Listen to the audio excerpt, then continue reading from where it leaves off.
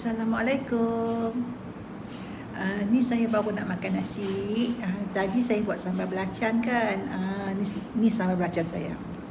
Tadi saya buat sambal belacan banyak dalam satu bekas besar. Ni saya dah ambil sikit, masukkan dalam piring. Saya nak makan nasi.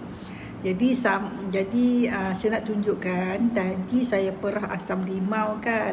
Lepas perah asam limau 1 biji, kulit dia tu kita jangan buang ya. Kulit dia tu selepas perahkan, kulit dia kan jangan buang. Kulit dia kita potong kecil-kecil macam ni. Kita potong kecil-kecil macam ni sebab nanti kita boleh cicah dengan sambal ni. Sedap sangat-sangat, dia rasa masam-masam. Tapi potong kecil-kecil lah. Ambil gunting ke pisau ke, potong kecil-kecil. Potong kecil-kecil sebab jangan potong besar-besar sebab kulit limau keras kan. Dia kena potong kecil-kecil. Ni saya ambil kulit limau tadi 1 biji. Kulit limau lah sebab kita dah perah kan, dia tinggal kulit ampas kan. Kulit itulah kita potong untuk kita cicah dengan sambal belacan tadi. Itu sambal belacan ni. Limau nipis ni yang dah saya perah tu, kulit dia saya potong-potong kecil-kecil. Ini tempoyak ataupun asam durian yang saya dah buat 2 minggu lepas. Tu potong dia. Saya buat banyak. Saya buat dalam 2 bekas separuh besar kan. So saya dah masukkan dalam botol kecil-kecil. Jadi siapa-siapa yang main rumah saya tu, saya bagilah. Okey. Lepas tu ni telur goreng. Telur goreng. Telur dadar lah, telur dadar ni saya ambil 3 biji, saya pukul-pukul, kemudian saya masukkan ayak 3 camca besar. Ayak tu dia ikut, kalau kata telur 1 biji, masukkan ayak 1 biji. Tujuan kita guna ayak tu supaya telur tu dia jadi gebu. Dia jadi gebu dan dia jadi lebih besar. Ialah bila dia gebu kan, dia jadi besar lah. Tu telur 3 biji. Jadi tadi saya pukul dengan sedikit garam, atau kalau tak mau guna garam, guna sos ikan. Masukkan sos ikan sikit, ganti garam kan. Kalau tak ada sos ikan, guna garam. Jadi saya masukkan garam sikit dan masukkan ayak 3 camca besar sebab saya guna telur 3 camca besar. Lepas tu kita bubuh minyak dalam kuali. Kemudian angkat minyak tu bagi duduk atas. Sekurang-kurangnya duduk atas macam mana lah. Duduk atas dekat hidung kita. Kan? Jadi kita tuang. Jadi paras bekas telur tu dia mestilah sama dengan hidung kita ataupun tinggi sikit. Jadi bila minyak dah panas dalam kuali tu, kita terus tuangkan masuk dalam tengah-tengah minyak tu. Jadi dia akan cantik telur tu. Okey, macam ni. Kemudian saya makan telur. Kemudian saya goreng ikan sepat masin. Kalau makan nasi, ada ulam sambal, ada telur goreng, dia kena ada ikan masin goreng. Ni saya goreng ikan masin. Lepas tu ni saya buat jeruk petai campur dengan cili padi. Yang ni pun sedap. Jadi set dia tu memang kena dah. Ni sambal tempoyak, lepas tu ada irisan kulit limau nipis tadi yang kita perah untuk ayak sambal tadi. Ataupun nak makan ulampau pun boleh. Kalau kata malam-malam tak ada ulampau kan, ambil lah bawang besar ke. Bawang besar pun sedap juga. Kan? Lepas tu telur dadar goreng. Telur dadar ni saya buat kosong je. Telur dadar saja. Lepas tu ikan sepat masin. Lepas tu jeruk petai dengan cili padi. Lepas tu nasi. Jadi malam ni saya nak makan yang ni je lah.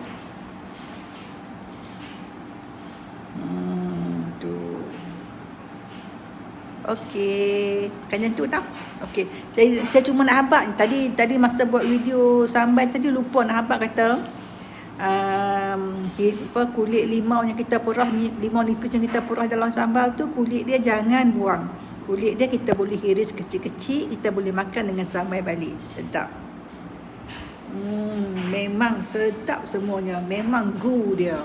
Ikan nasi putih, tu ada sambal belacan, ada ulam kulit limau, ada tempoyak, ada telur goreng, telur dadar kosong.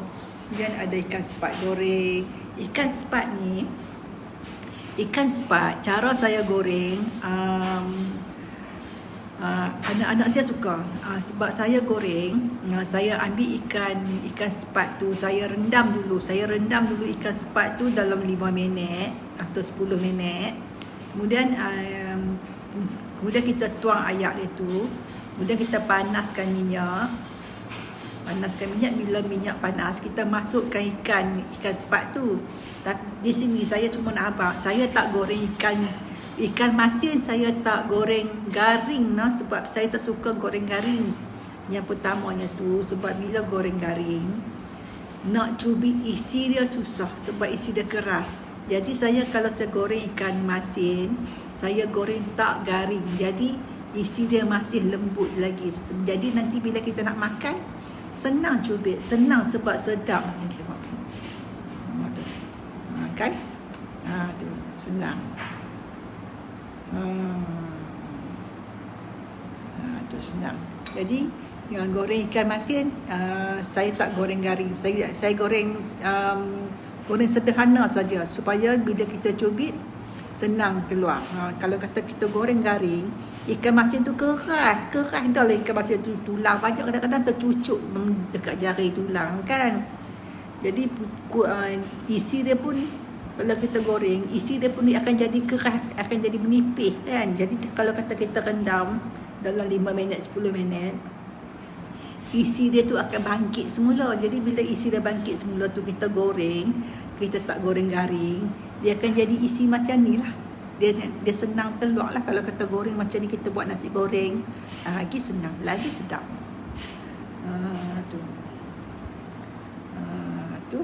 Ni sambal petai. Sambal petai ni saya cuma buat, sambal petai tu kita rebus dulu. Kita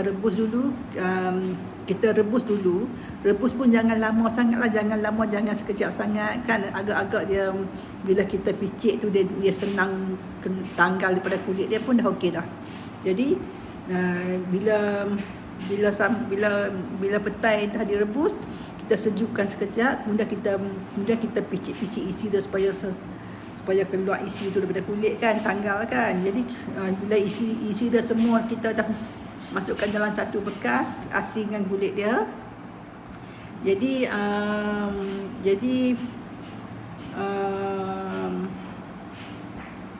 petai rebus tadi kita kena cuci tau, tapi jangan cuci dengan ayak paip.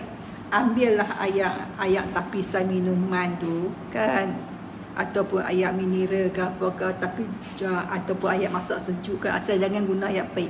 Kita cuci dulu, tapi jangan buang kulit putih ni, cuma cuci. Kita nak buang dia punya putih-putih, dia punya hanya bahagian lembek-lembek tu je kan. Kita nak buang tu sebab yang tu lah dia akan membusukkan ayak tadi kan. Dia akan membusukkan ayak jeruk tadi, menyebabkan ayak jeruk kita tak tahan lama kan.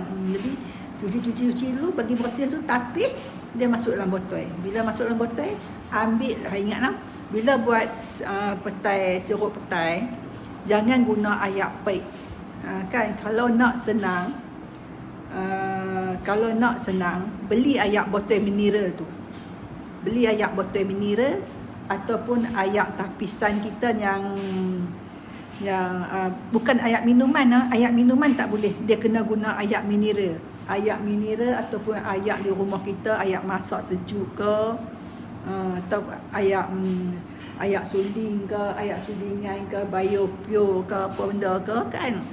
Guna ayak tu, cuma jangan guna ayak paip saja. Jangan guna ayak paip ataupun ayak yang dalam botol tu, yang tulis ayak minuman kan, hak tu jangan guna. Selok-eloknya guna ayak mineral ataupun ayak masak sejuk. Bubuh dalam balang, dalam bekas yang ada petai tadi. Lepas tu kita bubuh garam. Bubur garam agak-agak masin sebab petai, jeruk petai dia kena masin. Kalau masin baru petai tu dia akan tahan lama. Kalau kata tak masin, dalam 5-6 hari akan tengok ayak dia keruh.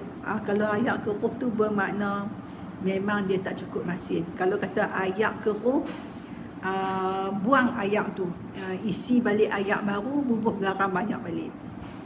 Kalau kata garam banyak, memang ayak tu tak akan jadi color kelabu ke color keruh, color apa. Ayak tu tetap sampai bila-bila dia akan jadi putih seperti mana yang kita masuk mula-mula. Lepas tu lepas dah bubuh ayak, bubuh garam apa semua tu, satu lagi ambil asam gelugor. Ambil asam gelugor sekeping, bubuh dalam bekas tu juga. Katalah petai ni seelok-elok ni, kalau jeruk petai ni nak buatlah dalam 30 keping. 30 keping tu barulah rasa puas hati buat kan, sebab dapatlah banyak. Kalau kata beli 10 keping nak buat jeruk petai tu, saya ingat dalam 2-3 hari habis lah, kan. Lepas tu lepas kita bubuh ayak, bubuh garam, bubuh asam gelugor, tu kita tutup lah. Lepas tu kita simpan dalam almari dulu. Kita simpan dulu dalam almari dalam 3 hari. Lepas tu dah boleh makan dah. Kemudian nak lama supaya benda tu boleh bertahan berbulan-bulan, 5-6 bulan sampai tak habis lagi tu boleh makan, masukkan dalam peti ais. Bila masuk dalam peti ais, memang benda tu dia akan tahan dan dia tetap akan jadi jeruk yang segar, yang sedap.